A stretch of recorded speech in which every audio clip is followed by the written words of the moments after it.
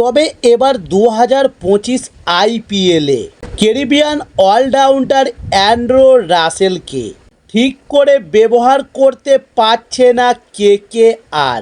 এবার এমনই মনে করেন কিংবদন্তি ক্রিকেটার অনিল কুম্বলে। প্রাক্তন ভারত অধিনায়ক ও কোচের মতো রাসেলকে আরও আগে ব্যাট করতে পাঠানো উচিত। তবে বুধবার কুম্বলে বলে দেন, আমার মনে হয় কেকেআর ঠিক করে রাসেলকে ব্যবহার করতে পারছে না। ও এত পরে কেন যাবে ব্যাট করতে? রাসেলকে ব্যাটিং অর্ডারে আরও আগে পাঠানো উচিত।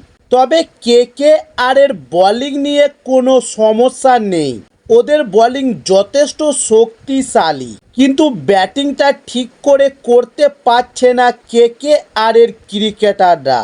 তবে অষ্টাদশ আইপিএলে এখনও পর্যন্ত 8টি ম্যাচ খেলে মাত্র 3টিতে জিতেছে কেকেআর আর হেরেছে 5টি ম্যাচে। তবে লিগ টেবিলে এই মুহূর্তে তারা 7 নম্বরে। তাই দ্রুত জয়ের রাস্তায় না ফেরা গেলে প্লে অফে ওঠা অসম্ভব হয়ে যাবে অজিঙ্ক্য রাহানেদের পক্ষে। আর সেই জয় ফেরার কাজটা শুরু করতে হবে শ্রেয়স আয়ার পাঞ্জাব কিংসের বিরুদ্ধে, যা কিনা আগামী শনিবার ইডেনে কেকেআরের প্রতিপক্ষ। যে যুদ্ধে নাইটদের সবচেয়ে বড় প্রতিবদ্ধকতা তাদের পুরনো অধিনায়ক স্বয়ং শ্রেয়স আয়ার, যিনি এদিন দল বদল নিয়ে ঢুকে পড়েছেন শহরে।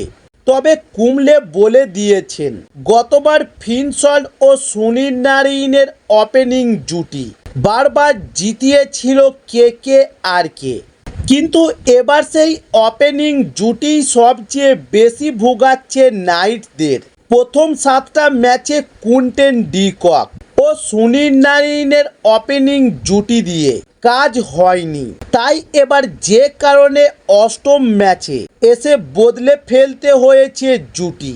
নারিনের সঙ্গে পাঠানো হয় রহমান উল্লাহ গুরবাজকে, কিন্তু তাতেও লাভ হয়নি। তবে গতবার ওপেনিং জুটি কাজ অনেক সহজ করে দিয়েছিল কেকেআরকে, কিন্তু এবার সেটা হচ্ছে না।